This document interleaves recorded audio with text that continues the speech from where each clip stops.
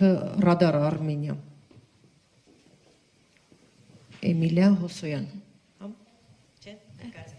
Պարոն Հակոբյան, ինչպես կմեկնաբանեք մեր ձևով շարժման կողմից փոքր բիզնեսը հարկերից ազատելու մտադրությունը,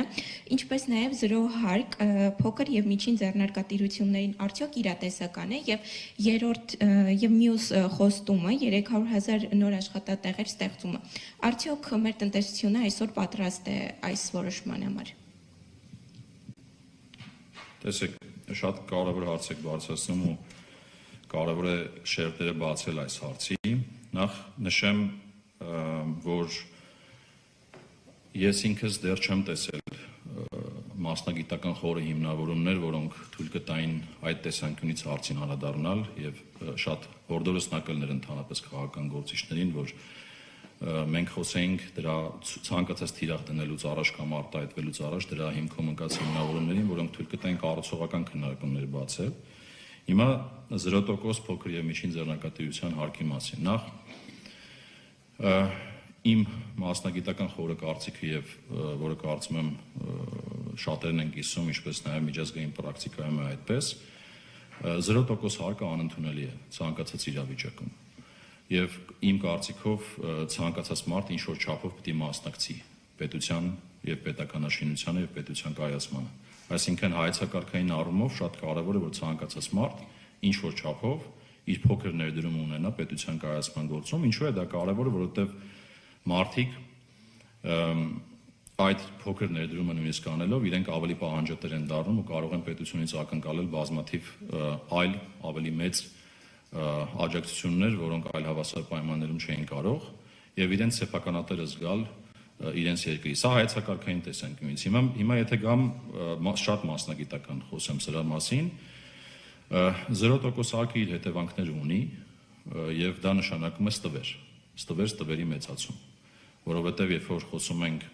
0%-անոց հարկի մասին, դա ենթադրում է թաքցվող շրջանառություններ, դա ենթադրում է թափանցիկության ցածր մակարդակ, դա ենթադրում է խոշորների մասնատում եւ տեղավորվում այդպիսի համակարգերում, հետեւաբար մեր համար անընդունելի է նման մոտեցումը, որովհետեւ կարծում ենք, որ դա կարող է բերի ստվերի էական աճի։ Հիմա ինչպիսին պետք է լինի վերաբերմունքը փոքր եւ միջին ձեռնարկատիրության հանդեպ եւ կառավարությունը բազմիցս դրա մասին հնչեցել է, մենք էլ ենք դրա մասին հնչեցնում եւ մեր մասով էլ ես այսօր կանադառնամ։ Կառավարության մոտեցումը հետեւյալն է. այո, պետք է հոգատալ լինել փոքր միջին ձեռնարկատիրության հանդեպ, պետք է ունենալ հնարավորինս փոքր հարկեր, պետք է ունենալ հնարավորինս հեշտ վարչահարություն, պետք է ունենալ հնարավորինս հեշտ հարթակներ, որտեղ հնարավոր է իրենց հաշվետվությունները գեներացնել, այդ թվում ավտոմատ։ Այս մոտեցումով էլ ըստ էության կառավարությունը առաջ է շարժվում։ Հիմա խոսեմ դետալների մասին։ Նախ գիտեք, որ մինչև 24 միլիոնը ինքնին արդեն միկրոձեռնարկատիրությունը կարելի ասել ազատված է հարկերից։ Հիմա շրջանառության հարկի մասով ինչ արեց կառավարությունը եկավ առաջարկով դրույքաչափերը բարձրացնելու, բայց միաժամանակ հնարավորություն տալու ծախսագրումներ անել եւ այդ ծախսագրման արդյունքում հարկային վճարվելիք հարկերի դերը իրենց շրջանառության մեջ էապես նվազեցնել, ընդհանուր նաեւ նվազեցնել նախորդ մակարդակից։ Ես ուզում եմ շատ կարևոր է շեշտել, որ 25 թվականին եղել են բազմաթիվ սուբյեկտներ, որ դա կարողացել են անել, բայց արդյոք իրենց պետք է օգնել, աջակցել այդ process-ում միանշանակ եւ մենք դա արել ենք։ Անցած տարի մի քանի նախաձեռնություններ ենք ունեցել, նախ աջակցության ծրագիրներ, որից ես իհարկե խոսել եմ, քիչ են օգտվել, բայց ավելի էական է զուգահեռ թե ինչ ենք արել մենք։ Մենք իրազեկումների մեծ արշավ ենք սկսել անցած տարի, որտեղ փոխանցել ենք բոլոր ՓՄԶ-ներին ուղեցույցներ, օրինակներ, հաշվիչ նույնիսկ դրել ենք մեր կայքում, ավելին ասեմ, մենք շրջանառության հարկի հաշվետվությունները հնարավորինս թվայնացրել ենք, որ հեշտ լինի այդ հաշվառումը իրականացնել։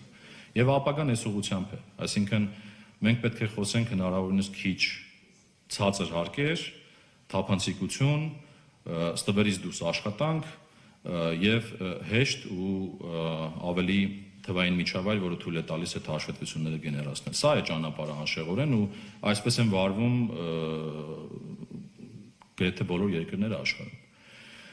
Եվ ես շատ կուզենամ լսեմ այդ 0%-ի մասնագիտական հիմնավորումները եւ հետագայում հնարավորություն ունենանք ավելի մանրամասն քննարկելու դրա մասին։ Հիմա 300,000 դրամի մասին, կներեք 300,000 աշխատակիցների մասին, աշխատատեղերի ավելի կոնկրետ մասին։ Նորից ուզում եմ էլի նույն դիտարկումը այստեղ անեմ, որովհետեւ շատ կարեւոր է հասկանալ, թե աշխատատեղը ինչպես է ստեղծվելու եւ ինչ է մտածում այն մարդը, որ արտահայտվում է դրա մասին եւ որն է դրա մասնագիտական հիմնավորումները, որտեղ աշխատատեղերը պարզապես չեն ստեղծվում։ Իրենք տնտեսության զարգացման մասին պատկերացումների հետևանք են, այսինքն ոնց ենք պատկերացնում տնտեսության զարգացումը, դրանից էլ բխում է թե ինչ աշխատատեղ կստեղծվի, բայց հանուն արդարության պետք է նշել, որ 18 թվականից ի վեր, ընդ որում այսօրվա խոսքում ես հստակ նշեցի դրա մասին, 300,000 եւ մոտ 300,000 աշխատատեղը արդեն իսկ ստեղծվել է։ Այսինքն դա ինչ որ նորություն կամ այդպես ինչ որ պատմական իրադարձություն չէ 300,000-ի մասին խոսելը, այլ ես իմ առաջարկը կլներ ընդհանրապես խոսենք ինչ ուղղությամբ է զարգանալու եւ որտեղ են ստեղծվելու այդ աշխատատեղերը եւ կառավարության ջանքերը հենց այդ ուղղությամբ են, ընդ որում գիտեք ոնց է աշխատատեղերի խոստում տալը այդքան էլ տեղին չէ եւ կարծում եմ ավելի ճիշտ կլինի ոչ թե պարզապես ասել այսքան աշխատատեղ, այլ պետք է մենք խոսենք նրա մասին, թե ինչպիսի եւ ինչ որակի աշխատատեղերի մասին ենք խոսում մենք եւ որքանով են դրանք կայուն, երկարաժամկետ, որտեղ մեկ անգամյա միշտ կարելի է օրինակ մի հատ գործարան ստեղծել, ասել մարդիկ աշխատում են ինչ-որ կարճ ժամանակ, հետո այդ գործարանը օրինակ չաշխատի եւ այդ մարդիկ կտրվեն այդ աշխատանքից։ Եվ շատ կարեւոր է այս տնտեսական զարգացման երկարաժամկետ տրամաբանության մեջ նայենք աշխատատեղերին եւ ես շատ կուզենամ լսել հենց այդպիսի տեսակետներ, որոնք հնարավորություն կտալ մասնագիտորեն ավելի խորը մոտենալ այս հարցին։ Թերևս այսքանը